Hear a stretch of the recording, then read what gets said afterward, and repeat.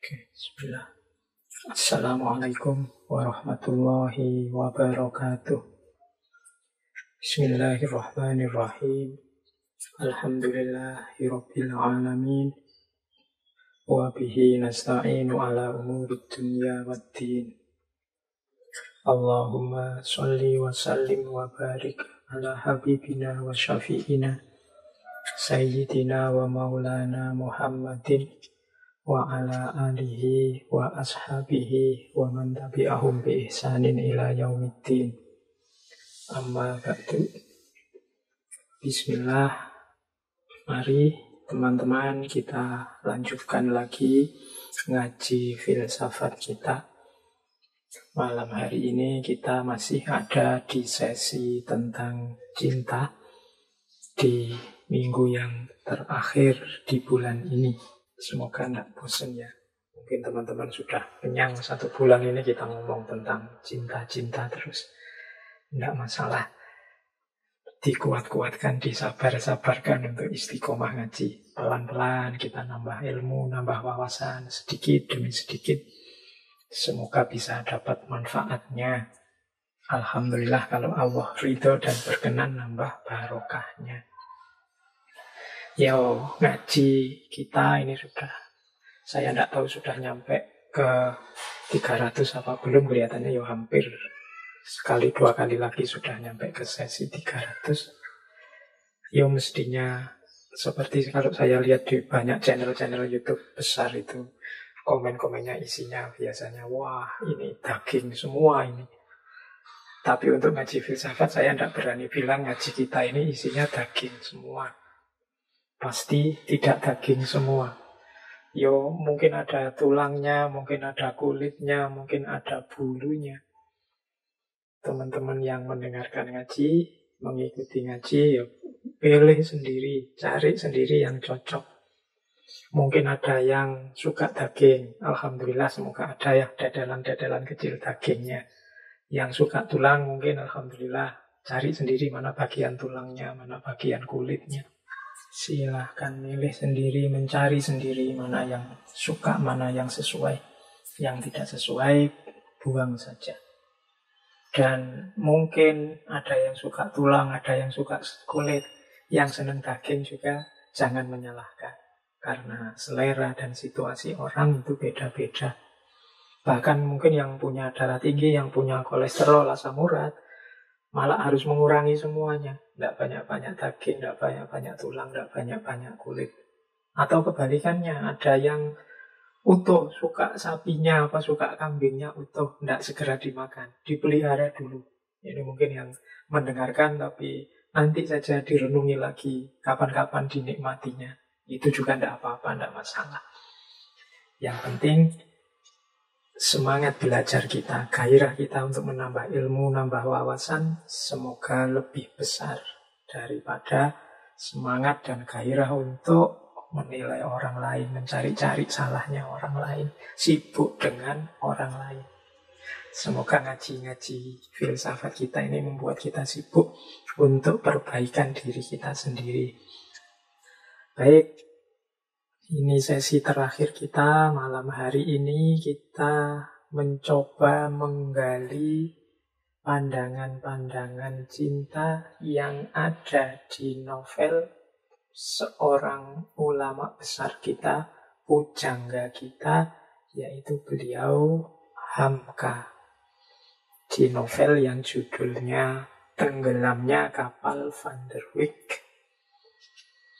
Kemungkinan teman-teman juga sudah membaca novelnya, bahkan mungkin juga sudah melihat filmnya dan sudah difilmkan novel ini. Ya malam hari ini kita belajar mencari, mengais-ngais sedikit, siapa tahu dari novel ini ada wawasan-wawasan cinta yang ternyata relevan untuk hidup kita. Kalau tentang pengarangnya sendiri sih kita tidak ragu lagi ya, karena beliau ini kapasitas keilmuannya tidak perlu dipertanyakan lagi. Ketokohannya, teladan perjalanan beliau di dunia ilmu itu sesuatu yang sudah tidak perlu diragukan lagi. Jangankan buku-buku beliau yang isinya luar biasa, termasuk ceramah-ceramah beliau. Riwayat hidup beliau saja itu isinya banyak sekali pelajaran-pelajaran, banyak sekali hikmah-hikmah. Nah, malam hari ini kita coba membuka novel beliau. Yang novel ini sebenarnya dulunya ini semacam cerita bersambung yang diterbitkan di mingguan. Jadi yang namanya Pedoman Masyarakat. Jadi sekitar tahun 1938. Nanti cerita bersambung ini karena penggemarnya banyak yang minta, kemudian diterbitkan jadi buku tahun 1939. Ini ceritanya novel ini selain isinya luar biasa, novelnya sendiri pernah mengalami kontroversi. Dulu ada beberapa orang dari kelompok Lekra. Lekra itu organisasi kebudayaan sayap kiri di Indonesia, sering dianggap underbow-nya PKI karena yang mendirikan Aidit dan kawan-kawan. Lekra itu kepanjangannya Lembaga Kebudayaan Rakyat. Nanti ada beberapa tokoh dari Lekra yang menuduh tulisannya Buya Hamka ini plagiat dari karya seorang tokoh pujangga dari Perancis yang Baptiste Alphonse Cor, yang judulnya Sous les Tiers.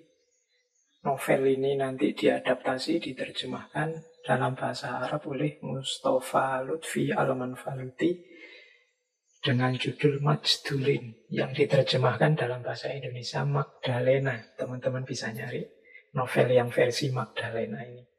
Nah, ada beberapa tokoh Lekra yang nuduh tulisannya Buya Hamka ini yang tenggelamnya kapal Van der Wijk itu plagiat dari novel ini. Yo, kontroversi zaman itu pro kontra rame. Saya tidak tahu, mungkin yang nuduh juga punya argumen. Tapi menurut saya memang kalau dari sisi alur, cerita cinta apapun, teman-teman bisa membaca. Kemarin ada Romeo and Juliet, ada Shirin Khusro, ada Sayap-sayap patah. Itu kan sebenarnya alurnya mirip-mirip saja menurut saya. Jadi ada pelajaran cinta tentang bagaimana cinta itu fitrah. Kemudian ada tantangan dari lingkungan sekelilingnya. Kalau di tenggelamnya kapal Van der Wijk ini dari budayanya. Kalau di Romeo and Juliet dari tradisi feodal kebangsawanan saat itu. Kalau di Khalil Gibran Sayap-sayap patah, tantangannya dari kelompok agamawan yang menindas. Selalu ada itu. Jadi ada jatuh cinta, ada tantangannya, kemudian perjuangan jatuh bangun tokohnya dalam cinta, dan terakhir pengorbanannya. Akhirnya juga sama-sama mati, sama-sama dikubur berdua. Itu alurnya menurut saya mirip. Jadi mungkin perlu dipertanyakan lagi kalau menurut saya, kalau ada yang bilang ini hanya plagiat saja. Karena istilah plagiat kalau hari ini itu kan kita menyebutnya cuma nyontoh saja. Kayak teman-teman mungkin nulis skripsi, tesis, disertasi karena malas mikir, terus hanya ngutip saja. Tapi saya kira karya Buya Hamka ini punya originalitasnya sendiri. Baik dari sisi settingnya, dari sisi tokoh-tokoh, dan dari sisi originalitas unsur-unsurnya, termasuk masuknya pandangan-pandangan agama di dalamnya. Itu kalau menurut saya, jadi dia punya sisi originalitasnya sendiri. Yang tertarik dengan perdebatan kontroversi tentang novel ini, silahkan cari di Google, itu cerita-ceritanya banyak. Tapi kita malam hari ini tidak sibuk di situ. Kita sibuk untuk menggali makna. Seperti apa sih ulama besar kita ini pandangan-pandangannya tentang cinta dalam novel Tenggelamnya Kapal Van der Wijk. Baik, saya tidak tahu ini saya harus menceritakan sinopsisnya sebentar atau langsung masuk saja. Karena saya kok hampir yakin teman-teman ini sudah ngerti semua ceritanya. Tinggal kita uraikan, kita gali makna-maknanya. Oke lah, tidak apa-apa kalau gitu saya ceritakan sebentar saja. Sinopsis pendeknya, tidak seperti Khusro Shirin kemarin yang saya ceritakan panjang lebar. Saya ceritakan ringkasnya saja ya. Jadi novel ini tokoh utamanya adalah Zainuddin dan Hayati. Dua orang yang saling jatuh cinta. Zainuddin ini anak muda yang hidupnya pahit terus. Sejak bayi, sejak kecil. Jadi ayah ibunya meninggal waktu dia kecil, nanti dia dibesarkan oleh pengasuhnya. Namanya Mak Base. Mengapa pahit? Karena ayahnya ini orang yang terusir dari tanah kelahirannya, dari Padang, dengan budaya Minangnya. Jadi ayahnya ini ceritanya dicurangi oleh salah seorang keluarganya, kemudian dia marah, tidak sengaja keluarga yang mencurangi dia ini terus terbunuh. Sehingga dia dipenjara. Nanti keluar dari penjara, beliau bekerja di Makassar, diambil menantu oleh tuannya, dan dari situ lahirlah Zainuddin. Tapi ternyata Zainuddin juga tidak lama dalam asuhan ayah ibunya karena mereka berdua meninggal saat Zainuddin masih kecil. Nah, setelah tumbuh dewasa, Zainuddin kembali ke tanah kelahirannya di Padang. Sayangnya, sekarang Zainuddin posisinya sudah sebagai orang asing di dalam tradisi budaya Minang. Dan dia mengalami banyak kepahitan-kepahitan karena terkucil di sana. Disitulah nanti dia jatuh cinta dan juga dibalas oleh Hayati. Jadi mereka berdua saling jatuh cinta, surat-suratan dan lain sebagainya. Jadi ini mode cinta-cintaannya masih surat-suratan. Kalau hari ini mungkin teman-teman WA-onan ya, DM-DM-an. Zaman saya dulu masih surat-suratan. Ya, menurut saya lebih puitis. Kalau surat itu lebih romantis. Kadang-kadang nulis surat satu saja itu bisa menghabiskan setengah buku. Salah dikit, ganti. Salah dikit, ganti. Merasa tidak enak, ganti lagi. Sampai bisa menghabiskan satu buku itu hanya untuk satu surat saja. Itu momen paling mendebarkan itu setelah ngirim surat terus menunggu balasannya. Ini dibalas apa enggak, balasannya gimana. Itu ada momen-momen luar biasanya. Saya tidak tahu kalau teman-teman hari ini ya mungkin pakai WA, pakai email, atau pakai Instagram, saya tidak tahu. Ya mungkin ada berdebarnya sendiri, ada romantikanya sendiri. Tapi zaman ini masih pakai surat-suratan. Maka nanti di tenggelamnya kapal Van der Weyden isinya banyak surat-surat. Ya teman-teman yang ingin bikin surat yang romantis bisa mengambil inspirasi dari apa yang ada di buku itu. Nah, sayangnya percintaan dua anak muda ini, Hayati dan Zainuddin ini dianggap tidak selevel, tidak sekufu. Jadi Zainuddin karena dianggap orang asing. Akhirnya jadi gunjingan. Jadi diomong orang. Ini sehingga orang-orang yang dekat dengan Zainuddin dan dekat dengan Hayati kemudian mencoba untuk menasihati mereka, mbok yo, ndak usah cinta-cintaan, nanti malah susah loh kalian berdua ini karena ndak selevel, ndak cocok. Nah, karena ingin menjaga Hayati, Hayati juga karena kasihan pada Zainuddin, akhirnya Zainuddin ini menjauh dari dekatnya Hayati, dari daerah mereka tinggal. Daerahnya namanya Batipuh. Jadi tinggal di tempat yang jauh biar gunjingan itu hilang. Sekalian nanti Zainuddin sambil belajar juga bekerja untuk mengumpulkan uang, mengumpulkan biaya. Siapa tahu nanti bisa melamar Hayati. Yuk, surat-suratannya tetap jalan terus meskipun jauh. Nah, peristiwa tragisnya kemudian muncul setelah ini. Jadi yang pertama nanti pengasuhnya Zainuddin yang tadi namanya Mak Base ini meninggal dan meninggalkan warisan, tinggalan orang tuanya dulu. Nah, dengan bekal warisan ini Zainuddin kemudian bertekad akan melamar Hayati. Dia berkirim suratlah pada keluarganya Hayati. Sayangnya oleh keluarganya Hayati ditolak lamaran ini. Karena Hayati sedang dilamar juga oleh anaknya saudagar kaya, namanya Ajis. Dan yang diterima ya lamaran anaknya saudagar kaya ini. Patah hatilah Jainuddin. Wow. 2 bulan dia sakit, tidak bangun dari tempat tidur. Sampai kemudian dia dimarahi oleh seorang temannya. Namanya Muluk. Teman ini sebenarnya anaknya tempat Zainuddin kos. Temannya ini awalnya agak preman, tapi kemudian preman yang baik hati sehingga bisa akrab dengan Zainuddin, kemudian membantu Zainuddin bangkit. Akhirnya Zainuddin dan Muluk ini berangkat ke Jawa, biar tidak sedih terus di Padang. Di Jawa, karena Zainuddin ini pinter, kemudian dia jadi penulis dengan nama inisial Z dari Zainuddin. Sukses dia nulis, penggemarnya banyak, yang menunggu-nunggu tulisannya banyak. Jadi dia punya beberapa langganan surat kabar, dia jadi kolumnis, dia jadi penulis cerita. Nah nanti dari Jakarta dia pindah ke Surabaya. Selain masih aktif nulis, nanti dia mendirikan namanya Tunil. Tunil itu mungkin semacam panggung hiburan, panggung pertunjukan. Yang Zainuddin jadi penulis ceritanya. Kalau sebagai penulis dia pakai inisial Z, nanti di Tunil ini dia dikenal sebagai pemiliknya Tunil dengan nama Tuan Sabir.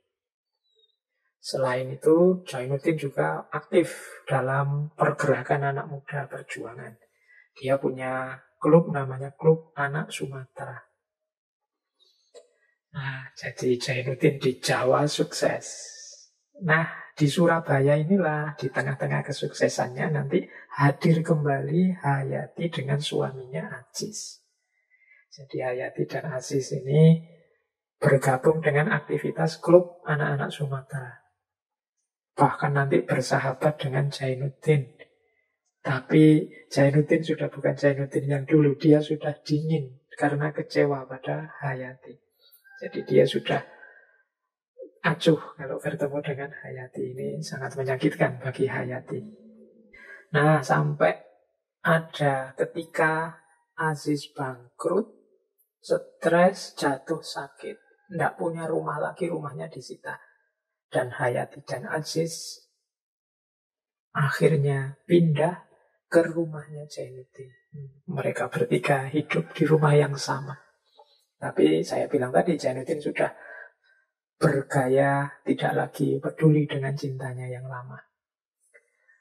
Nah, cerita selanjutnya, Aziz ini yang bangkrut, yang stres, yang bahkan sakit beberapa lama, kemudian pamit ke Banyuwangi untuk mencari pekerjaan. Tapi nanti sesampainya di Banyuwangi dia malah bunuh diri. Karena mungkin kecewa, depresi dengan kejatuhannya. Dia mengirim surat pada Zainuddin yang isinya mengembalikan Hayati pada Zainuddin. Tapi Zainuddin yang masih kecewa, meskipun sebenarnya ya masih cinta. Karena di ruangan kamarnya Zainuddin itu masih penuh gambarnya Hayati. Tapi dia melampiaskan kecewa, dendam cintanya pada Hayati dengan cara dingin dan tidak peduli. Akhirnya Hayati disuruh pulang oleh Zainuddin, disuruh pulang ke Padang. Disitulah nanti terlibatnya kapal Van der Wijk, karena Hayati pulang ke Padang dari Surabaya naik kapal Van der Wijk.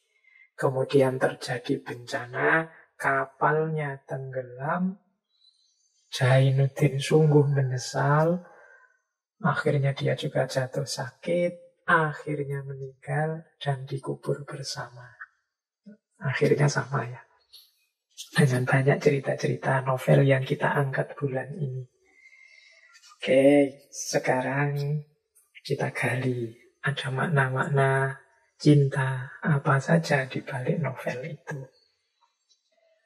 Sekedar informasi ya untuk teman-teman tentang kapal Van der Wijk ini. Yo memang digunakan oleh Buya Hamka di novel beliau, tapi kapal ini bukan kapal fiktif. Kapal Van der Wijk ini memang benar-benar ada.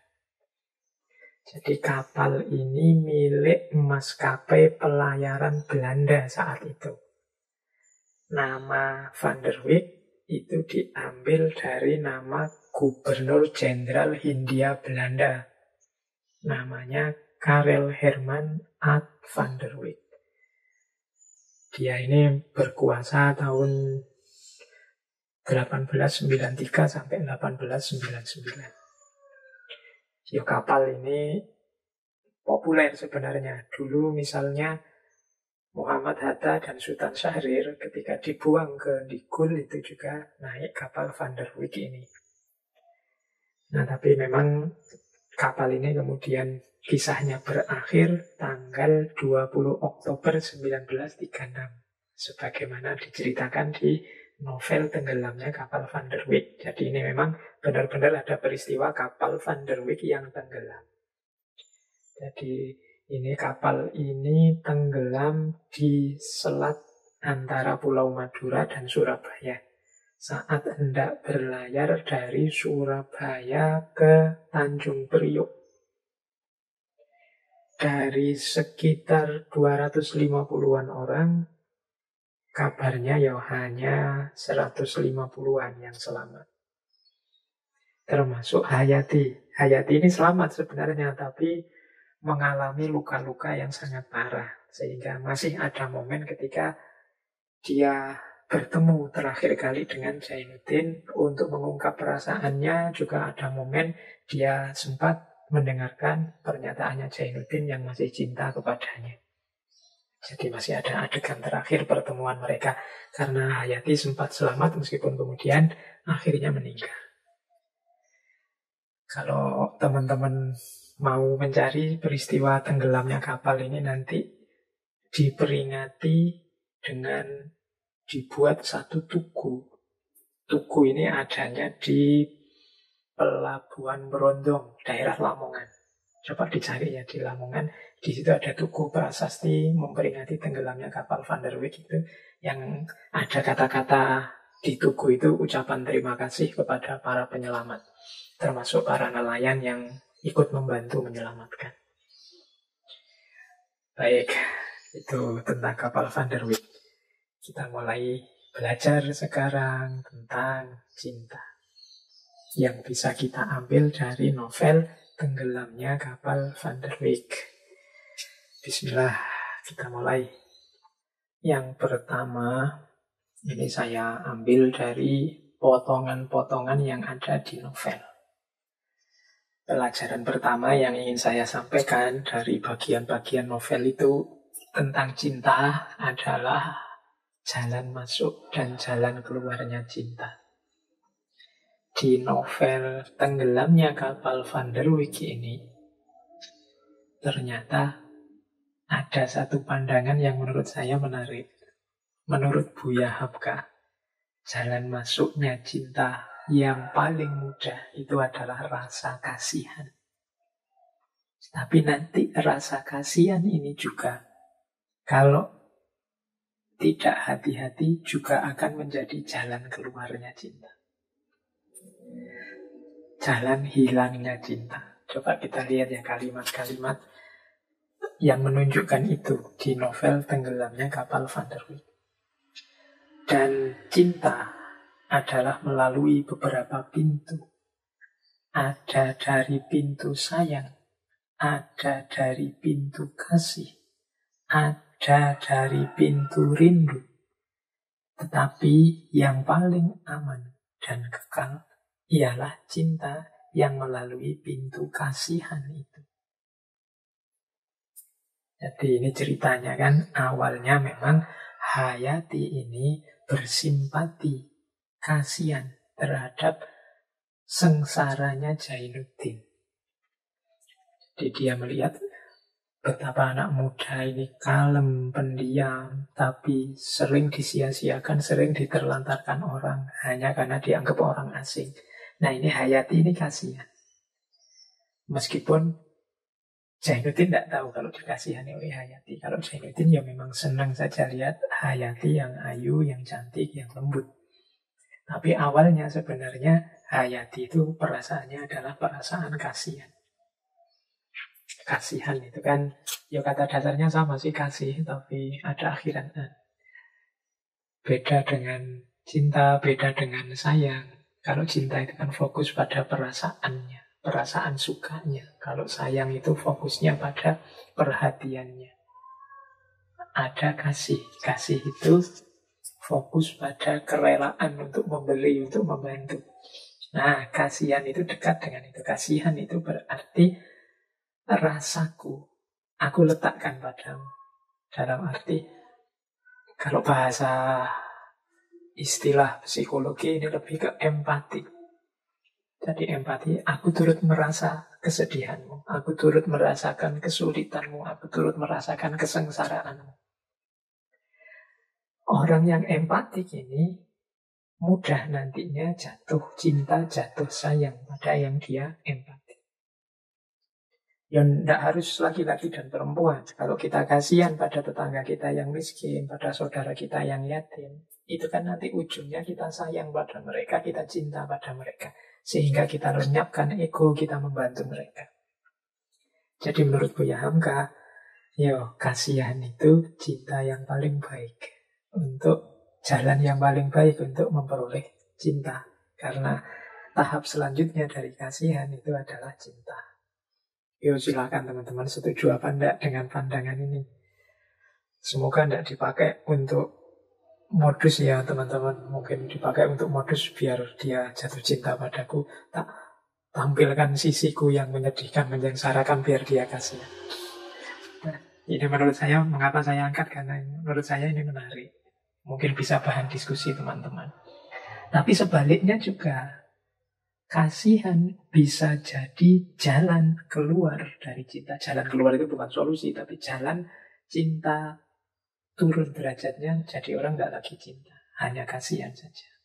Tuh, kalau ini komentarnya Hamka kepada peristiwa ketika Hayati menerima lamarannya Ajis. Jadi Hayati ini ada momen ketika dia merasa ragu-ragu, merasa Jainuddin ini memang apa ya pantas jadi suamiku.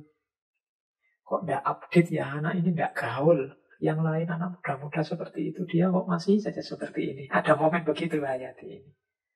Nah ini makanya ada kalimat dari Hamka, dari lurah belas kasihan mendaki ke puncak bukit cinta. Sekarang telah menurun kembali kepada lurah kasihan. Dan cinta bila mana telah menurun kepada belas kasihan, tandanya lama-kelamaan dia akan berangsur turun. Kalau yang tadi dari kasihan ke cinta, kalau ini sebaliknya, dari cinta jadi kasihan. Ketika awalnya cinta, sekarang kasihan, kata Hamka, ya biasanya lama-lama cintanya surut. Karena kasihan ini sesuatu yang sifatnya sementara, tidak selamanya. Kalau situasi orang yang dikasihani berubah, ya bisa jadi kasihannya hilang. Beda dengan cinta. Kalau cinta itu apapun kondisi yang dicintai, cinta tidak akan berubah. Tapi kalau dari cinta hanya tinggal kasihannya saja, ya biasanya lama-lama cinta itu akan susut dan hilang. Jadi jalan masuk dan keluarnya ternyata sama, yaitu rasa kasihan. Ini pendapatnya Buya Hamka. Ya silahkan teman-teman mendiskusikan ini. Benar rasa kasihan itu bisa memancing orang, membawa orang ke dunia cinta, sekaligus membuat orang terpental dari dunia cinta.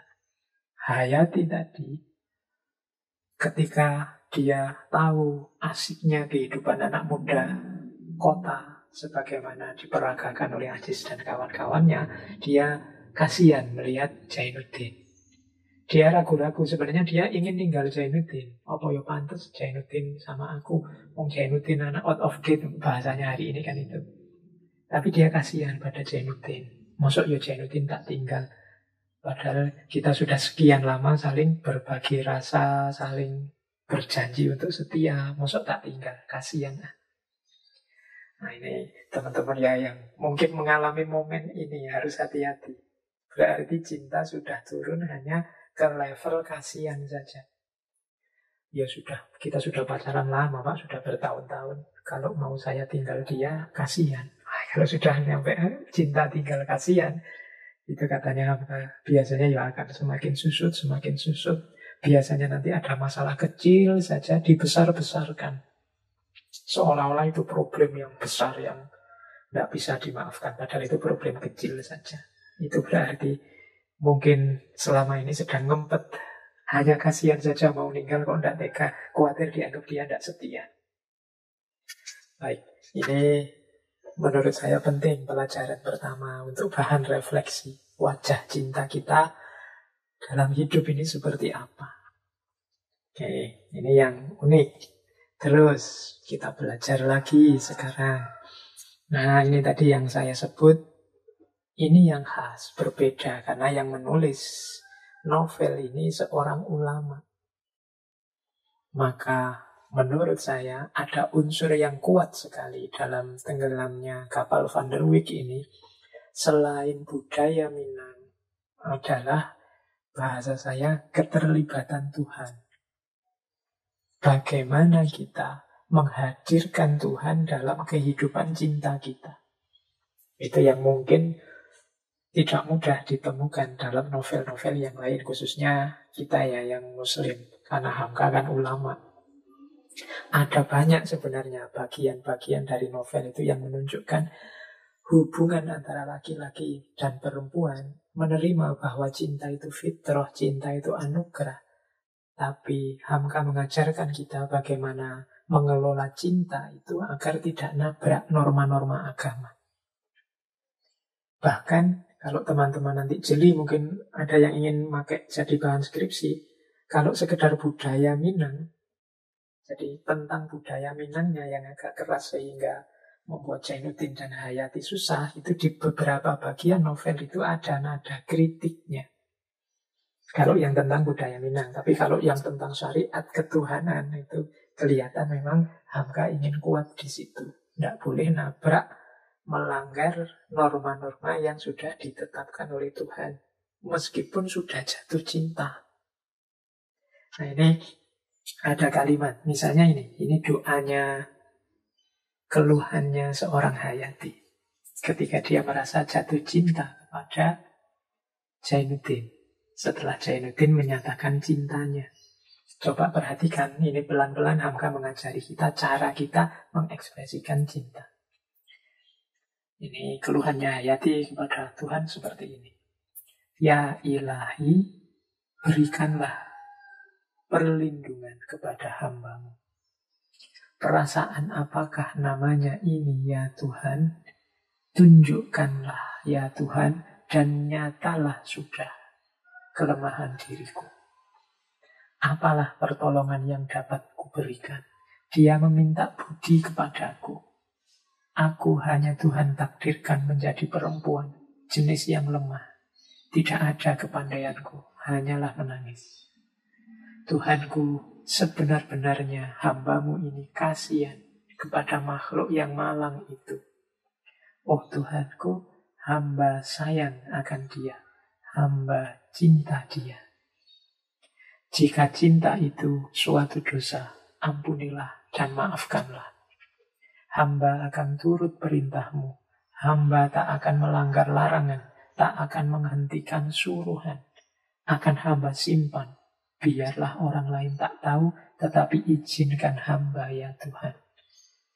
Ini pernyataan jujur Hayati kepada Tuhan. Dia mengadukan rasa yang muncul dalam dirinya. Ya Tuhan, kok muncul rasa ini? Kok ada rasa cinta ini pada makhluk-Mu yang lain? Kalau ini dosa, ampuni dan maafkanlah.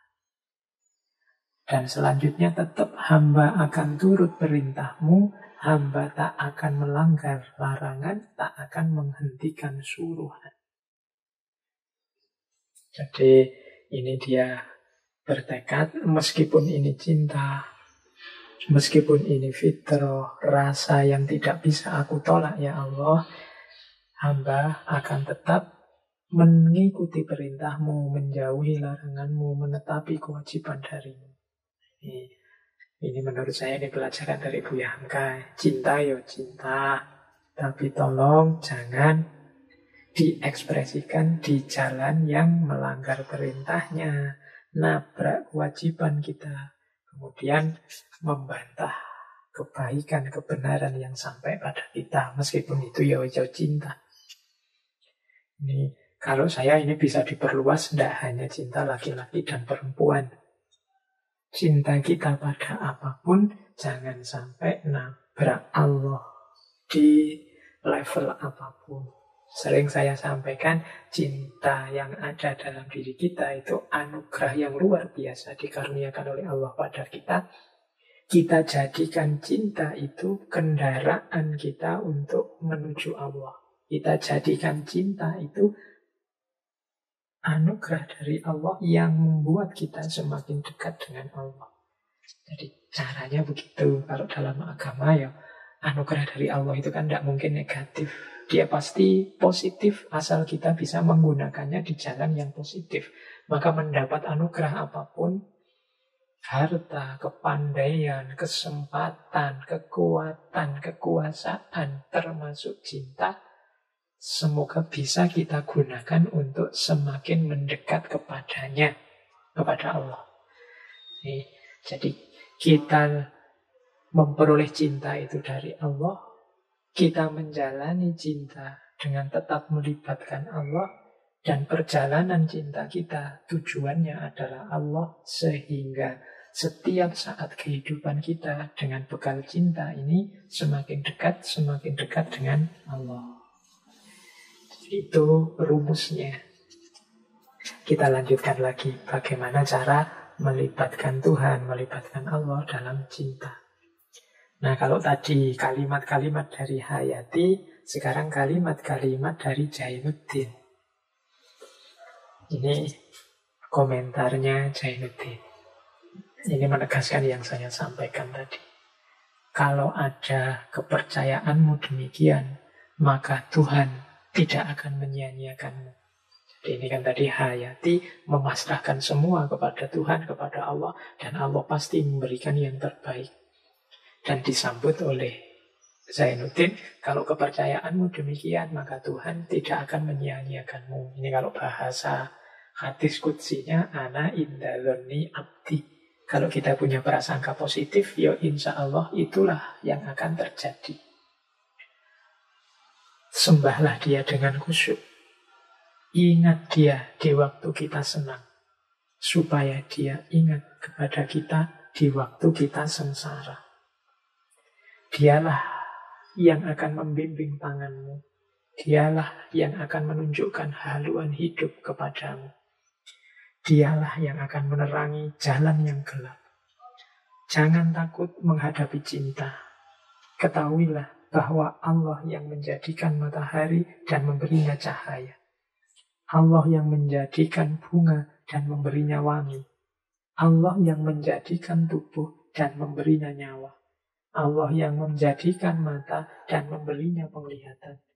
Maka Allah pula lah yang menjadikan hati dan memberinya cinta. Jika hatimu diberinya nikmat pula dengan cinta, sebagaimana hatiku, marilah kita pelihara nikmat itu sebaik-baiknya. Kita jaga dan kita pupuk. Kita pelihara supaya jangan dicabut kembali oleh Tuhan. Cinta adalah irodat Tuhan. Dikirimnya ke dunia supaya tumbuh. Kalau dia terletak di atas tanah yang lekang dan tandus, tumbuhnya akan menyiksa orang lain. Kalau dia datang kepada hati yang keruh dan kepada budi yang rendah, dia akan membawa kerusakan. Tetapi jika dia hinggap kepada hati yang suci, dia akan mewariskan kemuliaan, keikhlasan, dan taat kepada ilahi. Jadi inilah caranya kita melibatkan Allah dalam cinta kita. Berarti caranya apa?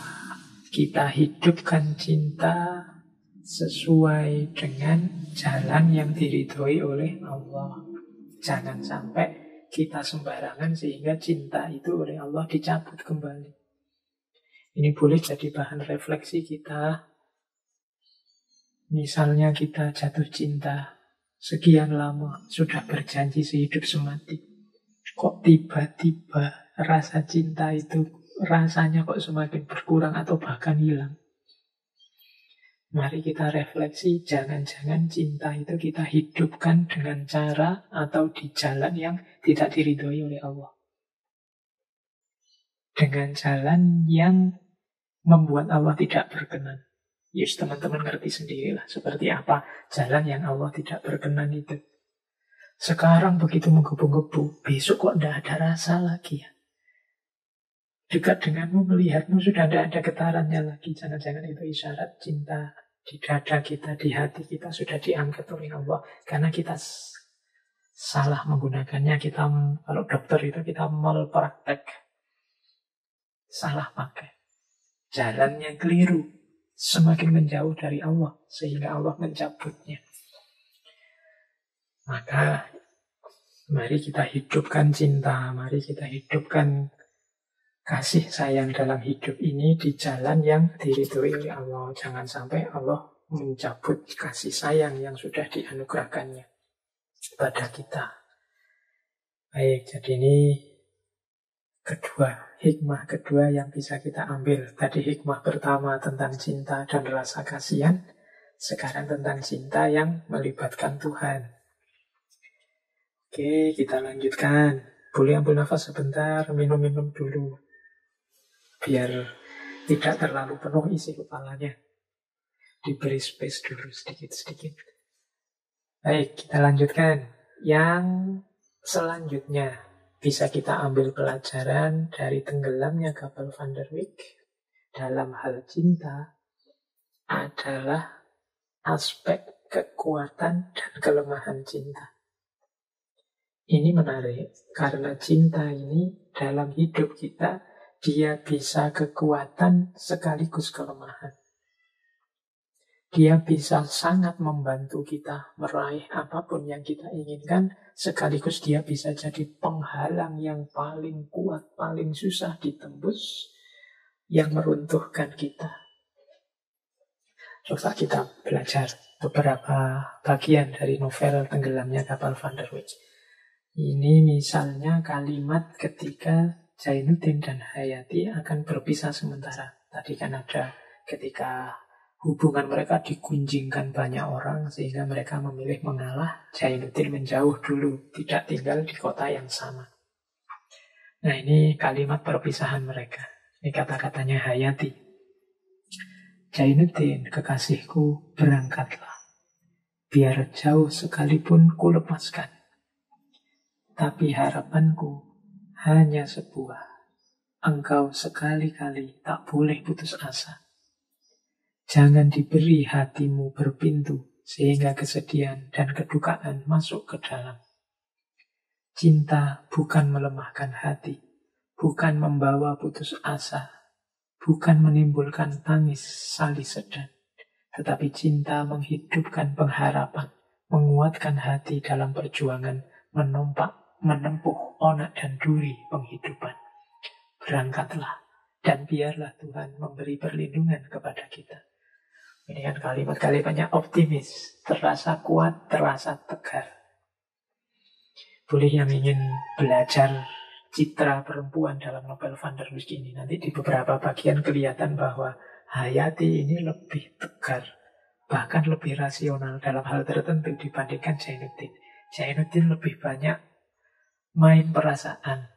Jadi kalau pakai teori yin yang itu, kalau teman-teman baca novel ini rasanya bukan Zainuddin yang, tapi Hayati yang. Sementara Zainuddin itu lebih ke yin, kalem, pendiam, kemudian tidak banyak bicara, suka menyendiri. Kebalikannya Hayati. Maka kalimat-kalimatnya juga nadanya nada yang, nada semangat, penuh gairah. Sementara ini jawabannya Zainuddin. Kata Zainuddin, amat besar harganya perkataanmu itu bagiku. Saya putus asa atau saya timbul pengharapan dalam hidupku yang belum tentu tujuannya ini semuanya bergantung bukan kepada diriku, bukan pula kepada orang lain, tetapi kepada engkau sendiri. engkaulah yang sanggup menjadikan saya seorang gagah berani. Tetapi engkau pula yang sanggup menjadikan saya sengsara selamanya. Engkau boleh memutuskan harapanku, engkau pun sanggup membunuhku. Ini kalimat-kalimat Zainuddin. Ada nada pasrah di situ, ada nada cinta yang sangat dalam di situ, ada nada kesetiaan tak terbatas di situ. Makanya tadi saya sebut ini nadanya lebih ke nada yin. Tapi maksudnya Hamka dengan kalimat-kalimat ini, cinta itu bisa menjadi kekuatan yang sangat besar. Tapi kalau tidak hati-hati bisa juga dia menjadi titik lemah. Ya seperti kata-kata Zainuddin tadi, engkau yang bisa membangkitkan aku dengan semangatku, tapi sebaliknya engkau juga bisa membunuhku. Engkau bisa memutus harapanku, bahkan engkau bisa membunuhku, membuatku sengsara. Bisa juga engkau membuatku orang yang gagah berani. Ini Hamka ingin menunjukkan disitulah kekuatan sekaligus kelemahan cinta. Kalau tidak hati-hati, cinta akan menghancurkan kita. Tapi kalau kita pintar mengelolanya, tepat mendayagunakannya, dia akan jadi kekuatan yang luar biasa. Minggu lalu kita belajar tentang Khusro Shirin. Bagaimana satu orang yang biasa-biasa saja, bukan orang luar biasa namanya Farhat, yang hanya seniman pahat biasa bisa menghancurkan gunung, nembus gunung karena cintanya dan harapannya terhadap cinta. Tapi begitu kecintaannya dikabarkan meninggal, detik itu juga dia meninggal juga. Itu kan berarti dia kekuatan yang dahsyat, tapi juga titik lemah yang luar biasa.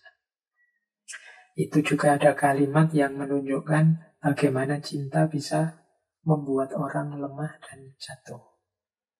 Ini kalimat setelah Zainuddin patah hati.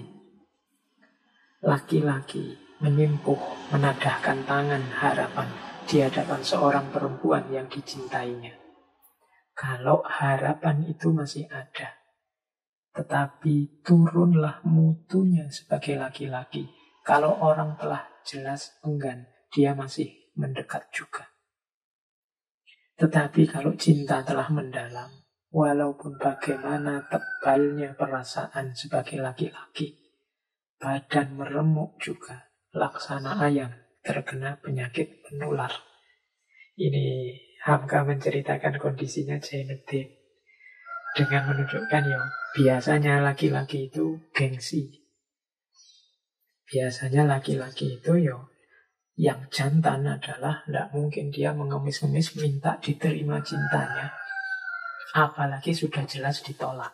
Kalau ada laki-laki yang seperti ini, ya jangan ngaku laki-laki. Turunlah mutunya sebagai laki-laki. Kalau orang telah jelas enggan, dia masih mendekat juga. Semoga tidak ada yang tersinggung ya dengan kalimatnya Buya Hamka ini. Kalau ditolak ya sudah, tidak diterima ya sudah. Cari yang lain lah, jangan ngotot di situ terus. Nanti mutu laki-lakinya turun. Ini saya potong dari novel ya, bukan dari saya. Tapi katanya Buya Hamka, kalau memang cinta itu sejati, cinta itu sampai mendalam, sejantan apapun laki-laki, sekuat apapun laki-laki, kalau ditolak atau diputus cintanya, badan meremuk juga. Laksana ayam kena penyakit menular. Nah, jadi tidak usah gaya jantan, karena kalau itu memang benar cinta, ditolak, dipatahkan cintamu, ya badanmu akan meremuk juga, laksana ayam kena penyakit menular. Stres juga, depresi juga, jatuh juga. Bahkan Zainuddin sakit, tidak bisa bangun dari kasurnya sampai 2 bulan. Itu menunjukkan bahwa cintanya memang dalam dan sejati. Kalau sudah sampai di titik ini, tidak usah ngomong jantan lagi. Tapi yang kita bahas adalah itu memang benar cinta. Tidak sekedar ingin senang-senang dalam cinta. Bahkan ceritanya Zainuddin ini kan sampai ketika Hayati akan menikah dengan Aziz, dia meminta Muluk untuk meneliti siapa Aziz itu. Ternyata dari informasinya Muluk, Aziz ini anak tidak beres, suka gonta-ganti perempuan, suka membawa perempuan ke rumah, suka main judi, suka minum-minum. Oh, ini menambah berat bebannya Zainuddin. Ketika dia ngirim surat mengingatkan Hayati, balasannya Hayati malah menyakitkan. Dianggapnya Zainuddin ini cemburu saja, tidak ikhlas saja. Oh, itu semakin memukul Zainuddin. Itu dalam ceritanya begitu. Jadi akhirnya Zainuddin ambruk. Untung saja dia punya seorang sahabat, meskipun mantan preman, namanya Muluk. Muluk inilah nanti yang membesarkan hatinya Zainuddin, membangkitkan dia kembali dari kekecewaan-kekecewaannya. Baik, jadi pelajaran kesekian dari Buya Hamka tentang cinta. Cinta adalah kekuatan dan sekaligus kelemahan.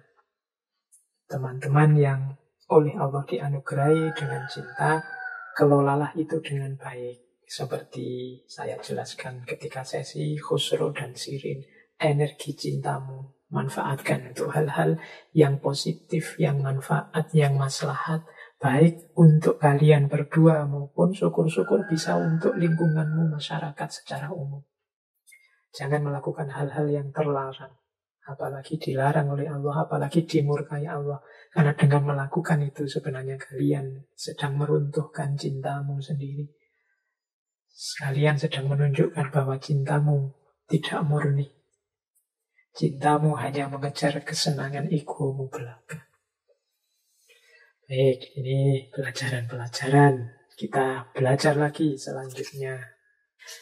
Ada juga pelajaran tentang cinta dan negosiasi keduniaan. Kalau ini istilah dari saya ya. Jadi ini mungkin tepatnya cinta yang masih punya syarat. Cinta yang tidak murni. Ada kalimat yang menurut saya bisa kita telah. Jadi kalimatnya seperti ini. Biarpun permintaannya misalnya diterima orang, lantaran uangnya banyak.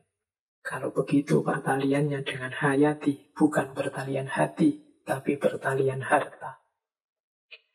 Harta boleh banyak dan boleh habis. Harta yang banyak bukan menimbulkan cinta yang murni dalam hati kedua belah pihak, tetapi semata-mata menimbulkan congkak dan takabur. Bila mana harta itu ditimpa krisis, turun jumlahnya, maka turunlah pula derajat penghormatan kedua belah pihak. Kalau dipertalikan oleh perasaan sama-sama beradat, maka inilah pergaulan yang terlalu mementingkan diri seseorang.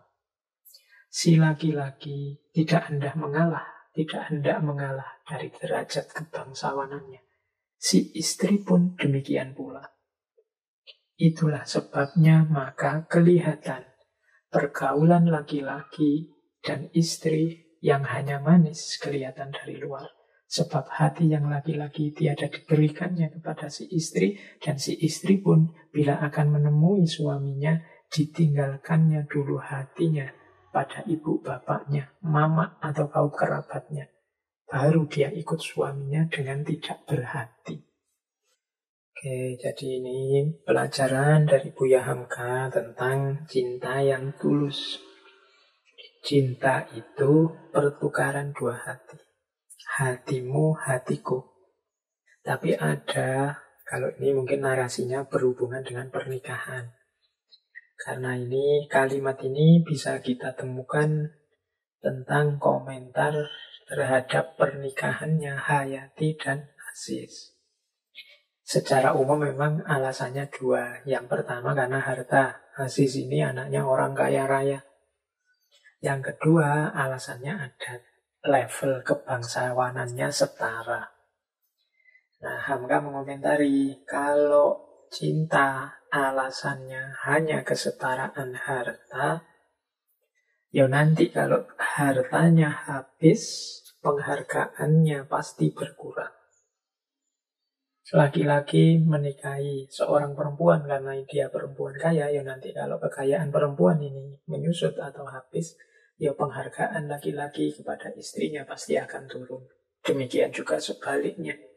Kalau hanya karena harta seorang perempuan mau dinikahi, ya nanti di titik ketika hartanya habis bangkrut, nilai suami ini di mata perempuan akan jatuh. Ya karena harta barang fana, barang sementara. Bisa menyusut, bisa berkurang, bisa hancur, bisa habis. Seperti ceritanya Aziz, dia bangkrut sampai terusir dari rumahnya. Ini pasti nilainya Aziz di mata istrinya akan sangat jatuh kalau semula pertimbangannya hanya harta saja. Adat juga begitu. Kalau alasannya hanya sama-sama bangsawannya, sama-sama mungkin sama-sama pejabatnya, mungkin sama-sama orang kelas tinggi, itu yang dicari. Ya sudah, yang menikah ya kebangsawanan dan jabatannya. Tidak ada hati yang terlibat di situ. Yang laki-laki yang diberikan status kebangsawanannya, yang perempuan juga begitu. Hatinya dipegangi sendiri-sendiri. Tidak diberikan, apalagi dipertukarkan. Inilah, kata Hamka, yang jadi sebab banyak pernikahan kelihatannya manis di luar, tapi di dalam rasanya hampa. Mengapa kelihatan manis di luar? Karena menjaga gengsi kebangsawanannya, menjaga gengsi statusnya, biar tidak kelihatan. Tapi di dalam kehidupan bersama rasanya hampa. Biasanya terus kalau ada masalah sedikit saja terus rame berpisah. Ini cerita-cerita seperti ini kan banyak. Awalnya adalah, kata Hamka, karena tidak ada pertalian hati, tapi pertalian harta atau pertalian status jabatan kebangsawanan. Ini juga pelajaran jadi dari Buya Hamka untuk kita. Ya kalau dalam agama itu kan harta sebenarnya boleh jadi pertimbangan, keturunan atau status juga boleh jadi pertimbangan. Tapi yang diutamakan pertama-tama ya akhlaknya. Akhlak itu kan nanti urusannya hati. Jadi ini parameter-parameternya ketika kita ingin menikah. Tapi dasarnya harusnya yang paling awal itu hatinya memang cocok, memang seret, ada passionnya, ada rasanya. Ini dalam membangun rumah tangga akan lebih mudah.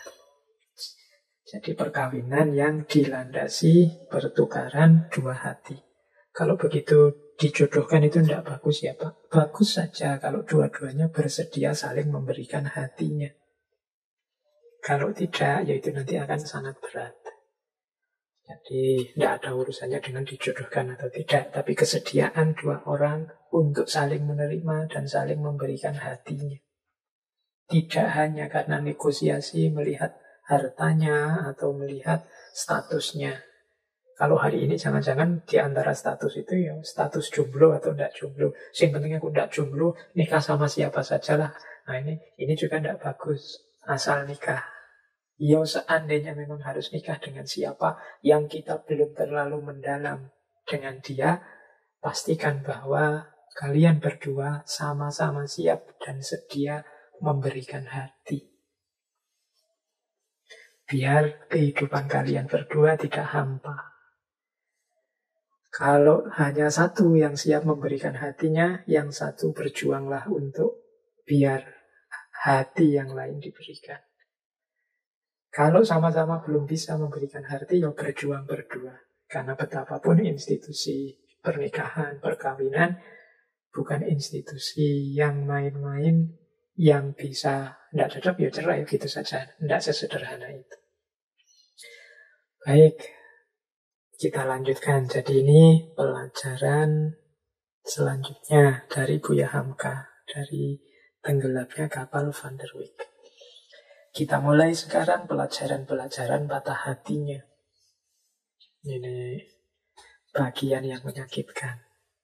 Gimana sih mengatasi patah hati itu dalam cinta setelah Jainuddin dalam tanda petik ya dikhianati, dikecewakan secara luar biasa. Dia mengalami banyak momen-momen menyakitkan. Pada akhirnya kalau di Buya Hamka, solusi yang ditawarkan adalah meskipun tidak menjadi suami istri, tapi tetap menjadi sahabat yang saling perhatian. Harusnya begitu katanya Buya Hamka. Meskipun di awal-awal kelihatan justru Hayati menghindari Jainuddin. Hayati dinasehati macam-macam oleh Jainuddin, diperingatkan betapa bahayanya pernikahanmu dengan seorang Aziz, tapi Hayati tidak peduli. Ini membuat Jainuddin semakin drop. Coba kita lihat kalimat dari Jainuddin setelah dia dicueki oleh Hayati. Sahabatku Hayati. Ini yang saya sebut solusi ya. Setelah tidak nyambung dalam cinta, diposisikan sebagai sahabat. Tidak masalah, karena sahabat juga masih perhatian dengan pasangannya. Ingin kebaikan dan kebahagiaan belaka pada pasangannya.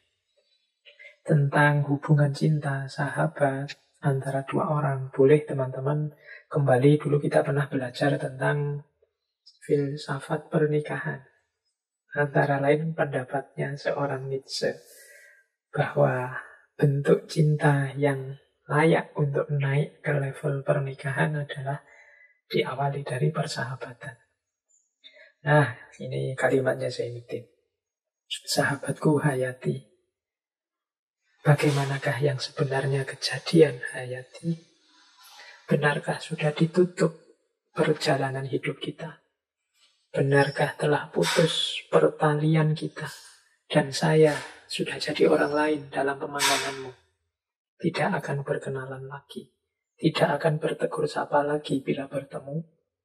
Benarkah bahwa peringatanmu padaku, sehingga ini kertas hanya akan laksana peringatan seorang manusia atas mimpinya yang lama, yang telah dihapuskan oleh pergelaran masa dan pertukaran waktu? Benarkah Hayati bahwa sejak sekarang kitab kita telah tamat? Bila kita bertemu di tengah jalan, yang seorang akan menyisih ke kiri dan yang seorang akan menyisih ke jalan kanan. Alangkah lekasnya hari berubah, alangkah cepatnya masa berganti. Apakah dalam masa sebulan saja istana kenang-kenangan yang telah kita dirikan berdua dihancurkan oleh angin puting beliung, sehingga dengan bekas-bekasnya sekalipun tidak akan ketemu lagi? Ingatkah kau Hayati bahwa istana itu telah kita tegakkan di atas air mata kita, di atas kedukaan dan derita kita? Ini surat-surat terakhir sebelum Hayati dan Zainuddin nanti benar-benar berpisah karena Hayati menikah. Ini beberapa kali Zainuddin menulis pada Hayati tapi tidak dijawab. Nanti ada jawaban yang sangat menyakitkan hatinya Zainuddin. Itu yang membuat dia begitu jatuh, begitu drop, begitu kecewa. Jadi ini kalau di Buya Hamka ya sebenarnya seandainya putus orang yang kita cintai menikah dengan orang lain tidak masalah. Toh dua orang itu bisa masih menjadi sahabat. Tidak suami istri, tapi masih saling peduli, saling memperhatikan. Masih saling mengingatkan kalau yang lain ada dalam bahaya. Tapi ternyata keinginan yang disampaikan lewat jalan Zainuddin ini tidak ditanggapi serius oleh Hayati. Ini yang membuat Zainuddin kecewa. Nih, seakan-akan ini pelajaran buat kita ya. Para pecinta itu bukan berarti tamat ceritamu kalau yang dicintai memilih orang lain. Tidak ada urusannya dengan itu. Seperti beberapa sesi cinta sebelumnya. Jadi aku mencintaimu itu tidak ada syarat apapun. Bahkan aku akan melindungimu dari segala bahaya. Termasuk kalau seandainya ternyata aku ini adalah bahaya buatmu, ya aku akan minggir. Jadi ini semangat cinta yang sejati. Yo, diucapkan gini memang puitis indah, tapi dilaksanakan memang berat. Kebanyakan kita yo, kalau pas putus ya ceritanya kayak Zainuddin dan Hayati ini saling dendam, saling marah. Bahkan ada yang kemudian saling mengumbar kejelekan. Karena betapapun dua orang yang pernah dekat itu kan mengerti pasangannya sampai titik paling dalam itu yang biasanya kalau bisa terus diumbar kemana-mana. Menunjukkan bahwa selama ini cintanya belum murni, belum sejati. Hanya menuntut kesenangan egoisnya. Ketika kesenangan ini terganggu, keluarlah, tampaklah aslinya. Tampaklah pamrih-pamrih dari cintanya. Baik, ini pelajaran selanjutnya. Kita lanjutkan lagi. Semoga masih belum capek ya teman-teman. Tidak apa-apa, ini sesi cinta yang terakhir. Nanti silahkan setelah sesi bulan ini habis, yang ingin mendalami cinta boleh dirujuk sejak Romeo and Juliet di minggu pertama, dilanjutkan kemudian dengan Khalil Gibran, kemudian Khusro Shirin, dan tenggelamnya kapal Van der Wijk. Di situ nanti akan kelihatan pola-pola, model-model karakter cinta yang tulus, yang serius. Yang seperti saya bilang tadi, dia melibatkan fitrah, melibatkan tantangan, melibatkan perjuangan, dan melibatkan pengorbanan. Selalu ada 4 ini.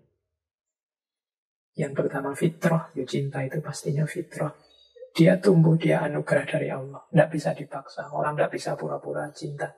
Kalau tidak cinta, tidak ada passion, ya tidak. Jadi dia ini fitrah.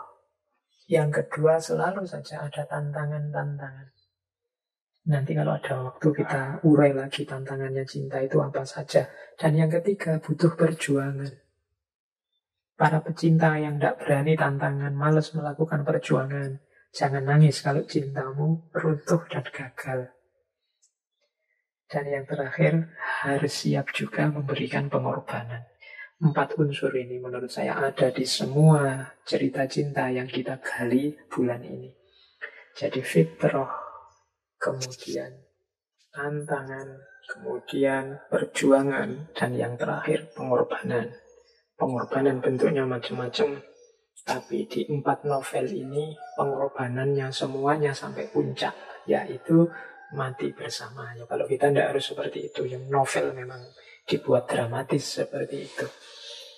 Kita sejahtera bersama, bersabar, berdua, menikmati kekurangan masing-masing, itu juga sejenis pengorbanan. Kalau tidak berani berkorban, jangan masuk ke gelanggang cinta. Nah, kita lanjutkan. Nah, setelah kecewa begitu dalamnya Zainuddin, sekarang kita belajar bagaimana cara mengatasi kekecewaan itu dalam cinta. Kalau di novel Tenggelamnya Kapal Van der Wijk, pelajaran untuk tidak terpuruk terlalu dalam saat patah hati itu keluar dari nasihatnya Muluk kepada Zainuddin. Ini menarik, ternyata yang bisa membangkitkan semangat seorang Zainuddin ini sahabatnya Muluk. Yang Muluk ini bukan orang terpelajar, dia ini kalau memanggil Zainuddin itu guru. Gimana Pak Guru? Itu kalau di Jawa begitu. Nah, dia memanggil Zainuddin guru karena Zainuddin orang terpelajar dan juga di sana membantu mengajar. Nah, Muluk ini preman, Muluk ini sukanya ya hura-hura dengan teman-temannya yang muda-muda. Tapi dari mulutnya keluar beberapa kata-kata hikmah mutiara, dipinjam oleh Hamka untuk membangkitkan Zainuddin. Coba kita lihat apa antara lain kata-katanya Muluk. Ya kalau di novel panjang. Kata Muluk begini kepada Zainuddin. Jika kita dikecewakan oleh perempuan pada hari ini, ada 2 jalan ditempuh orang. 1 jalan ditempuh oleh orang yang hina dan rendah budi. 1 jalan pula ditempuh oleh orang-orang yang dalam pikirannya. Yang ditempuh oleh Parewa. Parewa ini statusnya Muluk tadi sebagai anak-anak muda yang senang hura-hura, yang bareng-bareng ingin senang-senang saja. Ialah membalaskan dendam dengan jalan menganiaya. Jadi kalau kayak preman itu begitu. Dicarikannya pekasih atau menumbuh kebencian kian kemari. Dituntutnya ilmu sihir kepada dukun-dukun yang pandai, sehingga perempuan itu cerai dengan suaminya. Cinta yang demikian namanya kekejaman. Dia menganiaya, bukan mengasihi. Mementingkan kesenangan seseorang. Dan itu bukan budi dan cinta, tetapi nafsu yang serendah-rendahnya. Bukan begitu jalan yang ditempuh budiman. Jika hatinya dikecewakan, dia selalu mencari usaha, menunjukkan di hadapan perempuan itu bahwa dia tidak mati lantaran dibunuhnya. Dia masih hidup dan masih sanggup tegak. Ini provokasi dari seorang Muluk untuk membangkitkan Zainuddin. Jadi kata muluk, Tuhan, orang patah hati itu jenisnya dua. Yang pertama orang yang hina dan rendah budinya, yang kedua orang budiman. Kalau orang yang rendah dan hina, katanya muluk itu dalam dendam cintanya, dia ingin menghancurkan orang yang menyakitinya. Jadi di situ ilustrasinya mungkin nyari pengasihan, nyari ilmu sihir, nyari dukun-dukun, sampai perempuan itu benci dengan suaminya, bercerai dengan suaminya, berpisah dengan suaminya. Itu ilustrasi zaman itu ya. Kalau hari ini mungkin membuat fitnah-fitnah, membongkar-bongkar aibnya dan lain sebagainya. Seperti saya bilang tadi, orang yang bersama lama dan dekat itu kan biasanya ngerti aib-aibnya sampai detail. Orang jenis ini adalah orang yang hina, orang yang iri, orang yang dengki, orang yang hasut, tidak suka lihat orang lain gembira, bahagia. Ini orang hina, kata mulut. Masa Tuhan mau seperti ini? Wong sampean ini guru.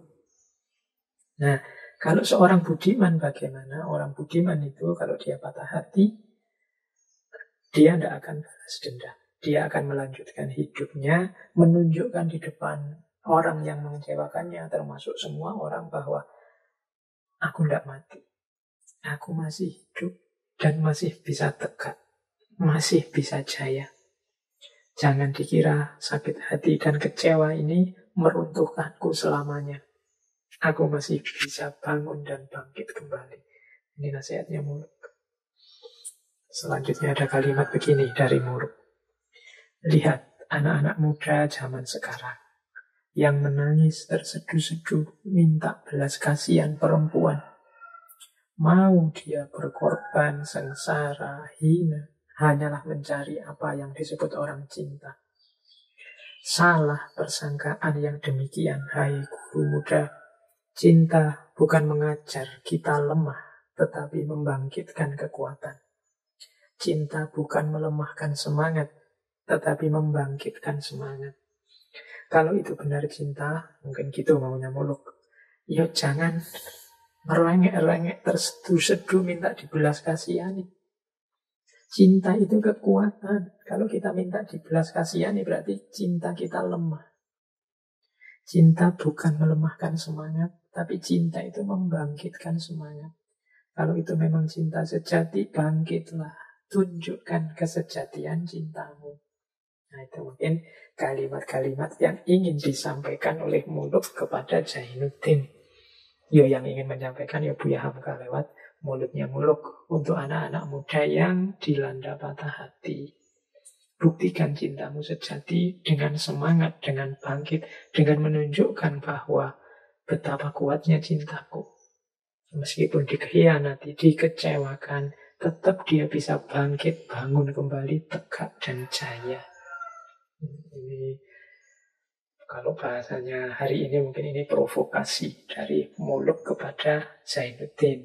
Dan memang terbukti dari marah-marahnya Zainuddin ini akhirnya marah-marahnya Muluk ini Zainuddin kemudian sadar, bangkit lagi dan jaya. Pindah ke Jawa, di sana dia jadi penulis besar, punya usaha tungil, dihargai banyak orang. Ini awalnya dari nasihat seorang Muluk. Oke.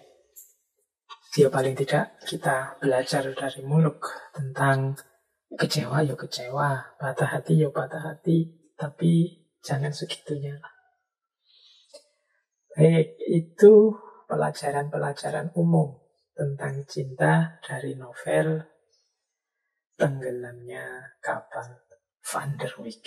Masih ada beberapa, kalau bahasa saya, pelajaran sisipan. Ini pelajaran sisipan, ini kalimat-kalimat yang di luar narasi utama, tapi menarik untuk kita bahas. Ada hubungannya dengan cinta.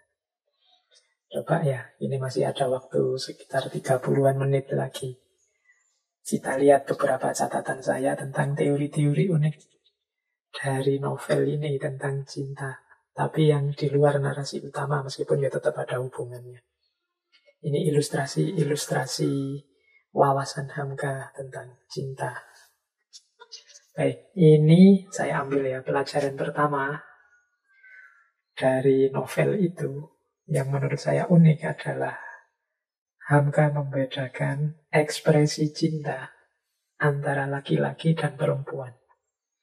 Coba dengarkan ada kalimat ini. Ini boleh setuju, boleh tidak setuju. Ini bahan diskusi kita. Kata Buya Hamka begini. Laki-laki bila mana telah menentukan cintanya untuk seorang perempuan, maka perempuan itu mesti jadi haknya seorang. Tak boleh orang lain hendak ikut berkongsi dengan dia.